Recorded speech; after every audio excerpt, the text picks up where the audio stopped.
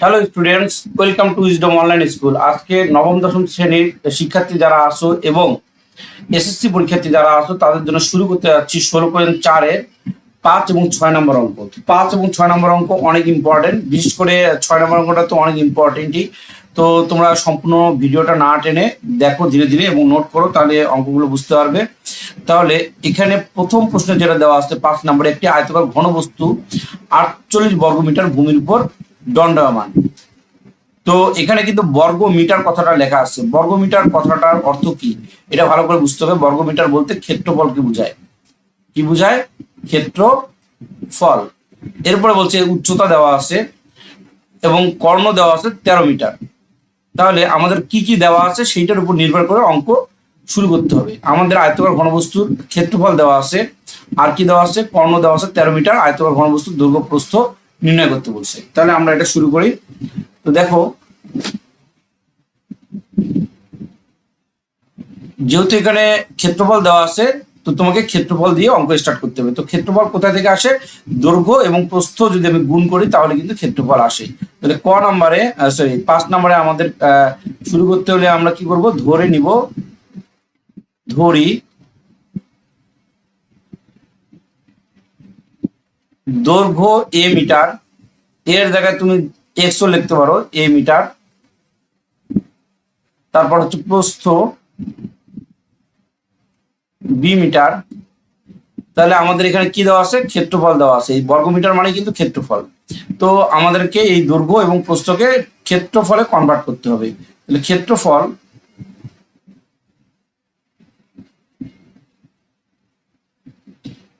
A B বর্গ metre. A B কেন? এ আর B আমি গুণ করলাম, তাহলে ক্ষেত্রফল কি হলো? এ বি বর্গ মিটার। এখন এইখানে দেখো, ক্ষেত্রফল কিন্তু তোমার প্রশ্নে একটা দেয়া আছে।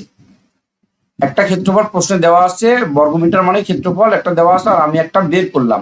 তাহলে দুইটা ক্ষেত্রফলকে যদি আমি সমান করি তাহলে আমাদের একটা সমীকরণ গঠন হয়। তাহলে লিখতে পারি প্রশ্ন মতে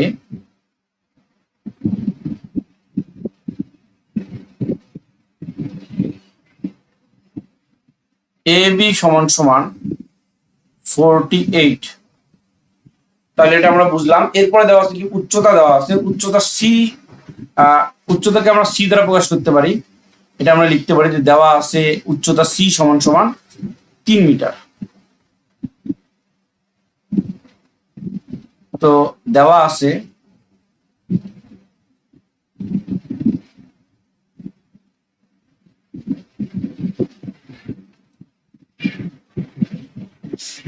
উচ্চতা সি সমান সমান 3 মিটার। আর কি দেওয়া আছে? তোমাদের অঙ্ক করতে হলে দেওয়া আছে দিকে খেয়াল করতে হবে। কর্ণ দেওয়া আছে, দেখো এখানে কর্ণ দেওয়া আছে 13 মিটার। তো আয়তকার ঘনবস্তুর কর্ণের সূত্র কি? আয়তকার ঘনবস্তুর কিন্তু একটা কর্ণের সূত্র আছে, সেটা হলো তাহলে কর্ণ root over A square plus B square plus C square. এখানে আমরা কি দেবো? একক বা মিটার লিখবো। তো আমাদের যেহেতু সূত্র লিখছি, একক লিখি। তাহলে এখানে এর কোনো মান নাই, বি এর কোনো মান নাই, সি এর মান হচ্ছে 3 স্কোয়ার, এখানে হবে মিটার। তাহলে A square plus B square plus 9 metre. এখন একটা জিনিস ভালো করে খেয়াল করো, এই কর্ণ যে দেওয়া আছে আমাদের, মানে উপরে যে কর্ণ দেওয়া আছে 13 মিটার, এই যে কর্ণ তোমার 13 মিটার দেওয়া আছে, এই কর্ণ আর আমি যে বর্তমানে কর্ণ বের করলাম, এই দুইটা কর্ণকে আমি সমান করতে পারি, অর্থাৎ সমীকরণ গঠন করতে পারি। তাহলে প্রশ্ন মতে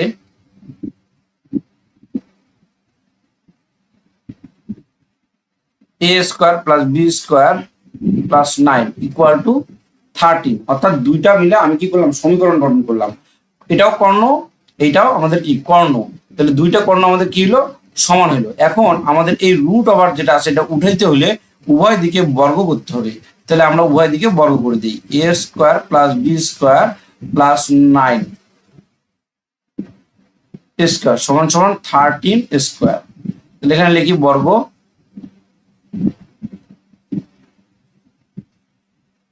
বর্গ করে, তাহলে বর্গ করলাম। বর্গ করলে যেটা হয় স্কোয়ার রুট কেটে যায়, অর্থাৎ এই স্কোয়ার এই রুট আবার স্কোয়ার কেটে যাবে। তাহলে আমার কি থাকবে এখানে A square plus B square plus 9 equal to 169, অর্থাৎ 13 স্কোয়ার করলে 169 হয়। তাহলে এখান থেকে এ স্কোয়ার প্লাস বি স্কোয়ারের যে ভ্যালু আমি বের করতেছি 9 ওইদিকে যায় মাইনাস হয়ে যাবে 160 হবে। এটা হচ্ছে আমাদের সমীকরণ নাম্বার 2। আচ্ছা, আর এইটাকে তুমি সমীকরণ নাম্বার 1 বলতে পারো, কেন আমাদের দুইটা সমীকরণ তৈরি হয়েছে। এটা সমীকরণ নাম্বার হচ্ছে 1। এখন কথা হলো তোমার কাজ কি, তুমি বের করবা কি? তোমাকে বের করতে হবে দৈর্ঘ্য এবং প্রস্থ। দেখো তোমাকে বলছে আয়তাকার ঘনবস্তুর দৈর্ঘ্য এবং প্রস্থ নির্ণয় করো। তো দৈর্ঘ্য প্রস্থ বলতে আমি দৈর্ঘ্যকে এ ধরছি আর প্রস্থকে কি ধরছি, বি ধরছি। এখন যেভাবে হোক আমাকে এ আর বি এর মান বের করতে হবে, যেভাবে হোক কি কি বের করতে হবে, এ আর বি এর মান বের করতে হবে। তাহলে আমরা এ আর বি এর মান কিভাবে বের করবো? আমরা দুইটা সূত্র দিয়ে এটা বের করব। আমরা জানি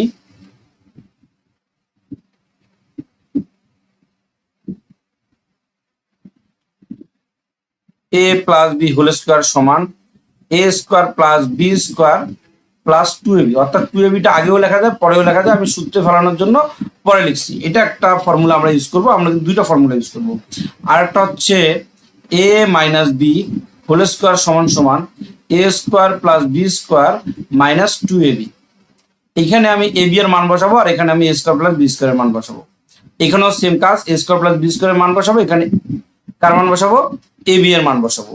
তো দেখি আমরা মান বসাই। এ স্কোয়ার প্লাস বি স্কোয়ারের মান হচ্ছে 160। আচ্ছা, তাহলে এখানে 160 আমি দিয়ে দিলাম প্লাস 2। এ বি এর মান কিন্তু 48, যারা ভুলে গেছো আগেরটা দেখে নাও। তাহলে 160 প্লাস 96, তাহলে এটা ক্যালকুলেশন করলে যেটা হয় 160 প্লাস 96 256 হয়, 256 হয়। তাহলে অতএব এ প্লাস বি এর মান আমাদের কি, এই স্কোয়ারটা এই ডান দিকে রুট ওভার হয়ে যাবে। রুট ওভার হয়ে গেলে 256 যদি আমি রুট করি তাহলে কত পাবো? এটা সমান সমান আমি পাবো 16। ওকে, সমীকরণ নাম্বার তুমি 3 দিতে পারো। আবার তুমি যদি চাও আগের দুইটা সমীকরণ আসলে কাজ নাই, এটা তুমি ইচ্ছা করলে নাও দিতে পারো, কোনো সমস্যা নাই। তাহলে সমীকরণ নাম্বার 3। আবার এইখানে আমি এ স্কোয়ার প্লাস বি স্কোয়ারের মান বসাবো 160 মাইনাস 2 ইন্টু 48, তাহলে 160 মাইনাস 96, 160 মাইনাস 96 দিলে যেটা দাঁড়াচ্ছে 64। তাহলে আগের মতোই নিয়ম, এ মাইনাস বি এর মান এখানে আমার কি আসতেছে, এ মাইনাস বি সমান সমান রুট ওভার 64, তাহলে হচ্ছে এখানে 8। এটা ইকুয়েশন নাম্বার 4। আমাদের টার্গেট কি ছিল? আমাদের টার্গেট ছিল এ আর বি এর মান বের করা, এ আর বি এর মান। তো আমি যে 3 নম্বর সমীকরণ আর 4 নম্বর সমীকরণ থেকে প্রতিস্থাপন বা অপনয়ন যে কোনো পদ্ধতিতে এ আর বি এর মান বের করতে পারি। তাহলে এই দুটো সমীকরণ যদি আমি একবার যোগ একবার বিয়োগ করি, এই দুটো সমীকরণ, যে এই সমীকরণটা আর এই সমীকরণটা যদি আমি একবার যোগ আর বিয়োগ করি তাহলে কি হবে, আমাদের এ আর বি এর মান বের হয়ে আসবে। তাহলে 3 আর 4 আমি যোগ করি, 3 যোগ 4, তাহলে 3 নম্বর সমীকরণে এ প্লাস বি এর মান কত ছিল, 16 ছিল। আর 4 নম্বর সমীকরণে এ মাইনাস বি এর মান কত হচ্ছে 8। তো তুমি যদি যোগ করো দেখো বি আর বি কাটা যাবে, 2a হবে। 2a ইকুয়াল টু এটা প্লাস করলে 24 হয়, বা a ইকুয়াল টু 12।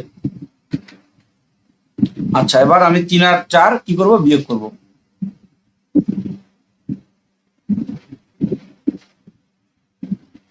3 মাইনাস 4,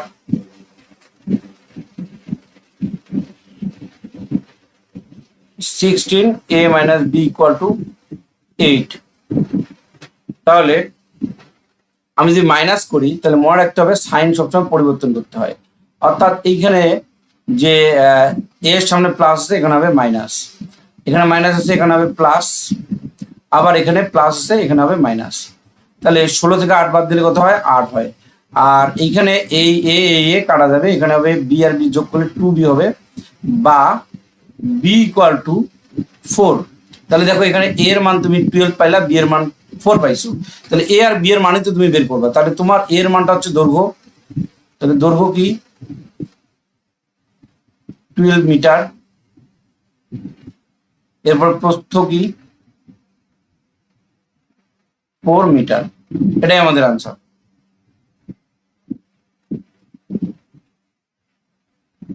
আচ্ছা,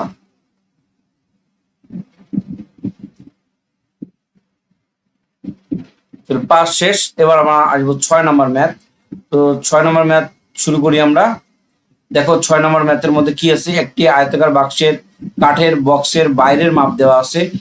আচ্ছা, এর ভিতরে সম্পূর্ণ পৃষ্ঠের ক্ষেত্রফল, এই জিনিসটা লক্ষণীয়। বাক্সের ভিতরের সম্পূর্ণ পৃষ্ঠের ক্ষেত্রফল দেওয়া আছে, যেইটা দেওয়া আছে সেটা তোমাকে আরো একটা বের করে সমীকরণ গঠন করে দেন ম্যাথ করতে হবে। তো বাক্সের কি কাঠের পুরুত্ব বের করতে বলছে। তো আমরা ধরি পুরুত্ব x সেন্টিমিটার। তাহলে অতএব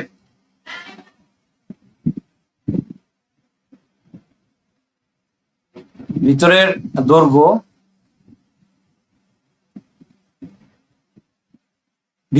কেন বের করব, কারণ ভিতরের সম্পূর্ণ পৃষ্ঠের ক্ষেত্রফল দেওয়া আছে। তাহলে ভিতরের দৈর্ঘ্য যেটা হবে এই 8 সেন্টিমিটার থেকে, দেখো একটা আয়তাকার বাক্সের আমি যদি ভিতরে ঢুকতে চাই, এই দিকের পুরুত্ব এই দিকের পুরুত্ব, দুই দিকের পুরুত্ব কিন্তু বাদ দিয়ে আমাকে ভিতরে ঢুকতে হবে। তাহলে এই কারণে আমাদের এই থেকে দুই দিকের এক্স মাইনাস করব, অর্থাৎ পুরুত্ব যদি আমাদের এক্স সেন্টিমিটার, দুই দিকের এক্স মাইনাস করছি এবং এখানে আমরা সেন্টিমিটার লিখতে পারি। তাহলে 8 মাইনাস 2x সেন্টিমিটার। একইভাবে ভিতরের প্রস্থ 6 মাইনাস 2x সেন্টিমিটার। তারপরে ভিতরের কি হবে, একটা ছিল বাইরের মাপ দৈর্ঘ্য, একটা প্রস্থ, আর এটাকে তুমি উচ্চতা বা গভীরতা যে কোনোটা ধরতে পারো। তাহলে ভিতরের কি উচ্চতা, তাহলে কি হবে 4 মাইনাস 2x সেন্টিমিটার।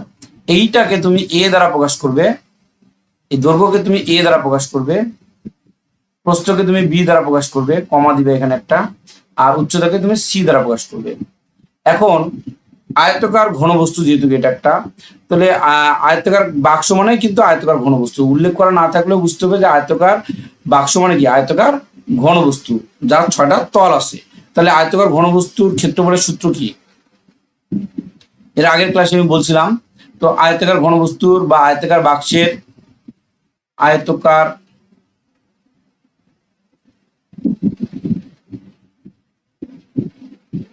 বাক্সের ভিতরের সমগ্র পৃষ্ঠের ক্ষেত্রফল। দেখো তোমরা সমান সমান দিয়ে এইখানেও লিখতে পারো, তা আমি এখানে না লিখে নিচে লিখতেছি আমার সুবিধার জন্য। তোমরা খাতার ডান দিকে লিখবা 2 into AB plus BC plus CA। ক্ষেত্রফল যদি আমি সূত্র বসাইছি তো বর্গ কি লিখবো, একক লিখবো, আর আয়তন হলে ঘন একক লিখতাম। এখন আমি মানগুলো বসাবো। তো মানগুলো বসানোর আগে আরো একটা কাজ আমরা করতে পারি, মান এখন আমরা বসাবো না, একবারেই করব, ওটা একটু বেশি সুবিধা হবে। সেটা হচ্ছে দেখো এইটা কিন্তু তোমার আয়তকার বাক্সের ভিতরের সমগ্র পৃষ্ঠের ক্ষেত্রফল এইটা, আর প্রশ্নে কিন্তু তোমার দেওয়া আছে ভিতরের সমগ্র পৃষ্ঠের ক্ষেত্রফল 88 বর্গ সেন্টিমিটার। তাহলে দুইটাকে কি করব আমরা সমান ধরে নিব। হ্যাঁ, তাহলে প্রশ্ন মতে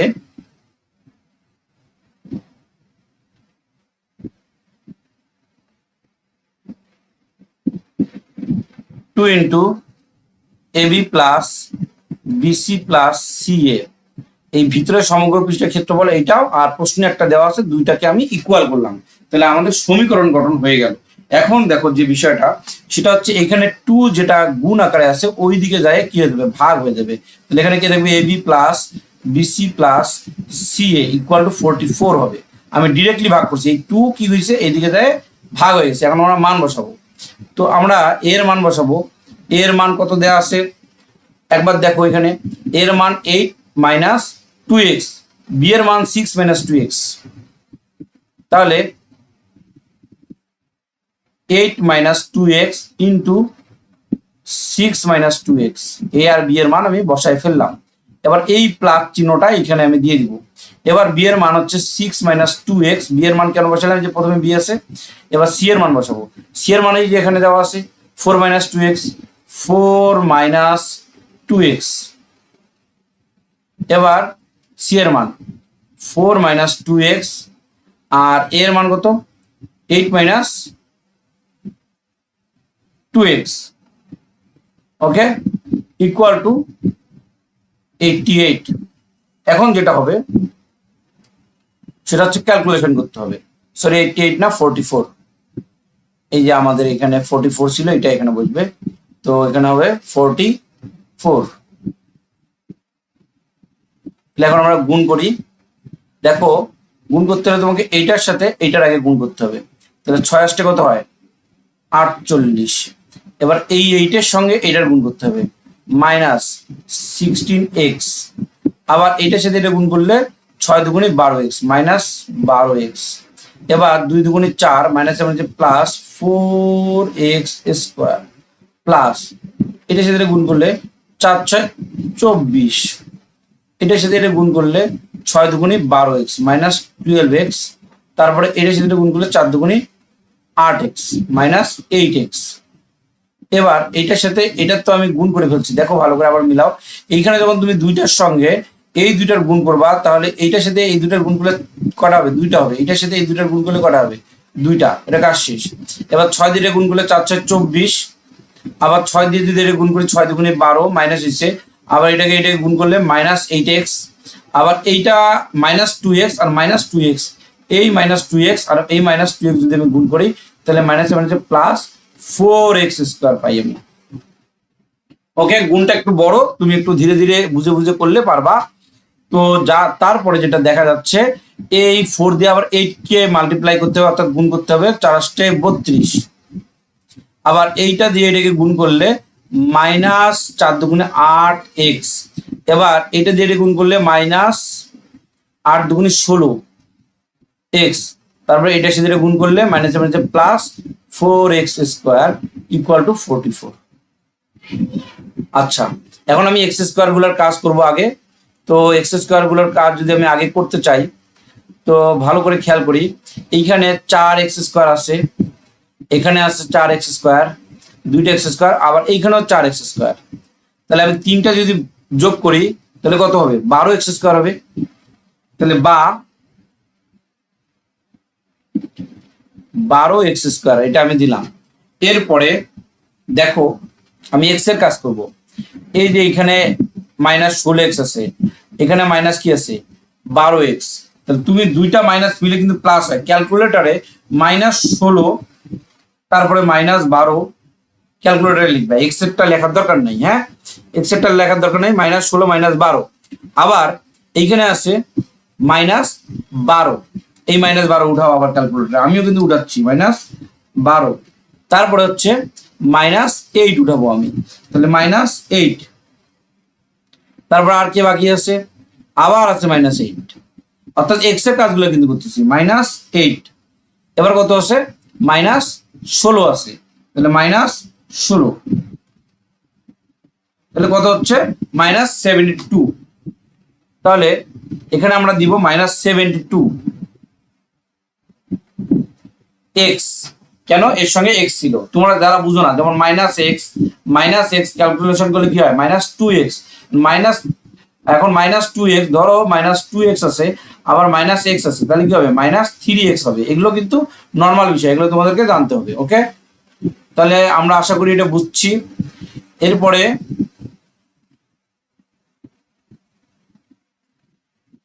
এরপরে যেটা আছে আমাদের, এই যে এগুলোর কাজ করতে হবে 48। তো এখানে 48 কটা আছে, এখানে 48, অর্থাৎ যার সাথে এক্স বা কোনো চলক নাই 48 আছে। তারপরে এখানে 24 আছে, ভালো করে খেয়াল করো। তাহলে 48 প্লাস 28, 48 প্লাস 28, তারপরে সরি 24, 48 প্লাস 24, তারপরে কত আছে, তারপর +32 আছে, +32, তারপরে আর খুঁজো, আর কেউ আছে? আর নাই, 104 আছে। তাহলে আমাদের এগুলো সব যোগ করলে 104 হয়, 104। আর এই 44 কি হবে, বাম দিকে এসে মাইনাস হয়ে যাবে, -44 = 0। এই ক্যালকুলেশনটা একটু বড় বাট সহজ আছে অনেক। তাহলে 12x² - 72x, আর এইটা থেকে এটা বিয়োগ করতে হবে, -44, তাহলে কত হচ্ছে 60 + 60 = 0। এখন আমরা যেটা করব সেটা হচ্ছে কমন নিব। যদি কোনো কিছু কমন যায় তাহলে অবশ্যই কমন নিতে হবে। তুমি একটা জিনিস খেয়াল করো, 12 দিয়ে কি আমি 72 কে ভাগ করতে পারি? 12 দিয়ে তো 12 কে ভাগ যায়, 60 কেও ভাগ যায়, 72 কে ভাগ যায় কিনা? 72 ভাগ 12, তাহলে হচ্ছে 6 হয়। তাহলে 12 আমি কমন নিলাম, তাহলে x² - 6x + 5 কিভাবে হইলো? 12 দিয়ে 60 কে ভাগ করলাম, 5 × 60 = 0। এখন যেটা হবে সেটা হচ্ছে এই 12 যে আছে এই দিকে যায় ভাগ হয়ে যাবে, অর্থাৎ 0/12 হবে। তো শূন্যকে কোনো সংখ্যা দিয়ে ভাগ করলে কিন্তু কি হয়ে যায়? 0 হয়ে যায়। তো এটা আমি লিখলাম, আর এটা ভাগফল 0 হয়, তো আমি এখানে ভাগফলটা 0 লিখে দিলাম। এখন মিডল টার্ম করতে হবে, তোমরা আশা করি মিডল টার্ম পারো। তো মিডল টার্মের নিয়ম কি? এই কর্নার গুণ করতে হয়, 5x² হবে, এমন দুটো সংখ্যা নিতে হবে যা গুণ করলে 5 হবে এবং যোগ অথবা বিয়োগ করলে মাঝখানের এই সংখ্যাটা মিলবে। এমন সংখ্যা পৃথিবীতে একটাই আছে, কারণ গুণ করলে 5 পাওয়া যায়, এমন সংখ্যা হচ্ছে 5 × 5, আর এটার কোনো কাজ নাই। তাহলে এইটা হচ্ছে আমাদের মিডল টার্ম। ওকে, তাহলে বা x যদি আমি কমন নেই, তাহলে x - 5 - 1 কমন নিলে x - 5 = 0। এরপরে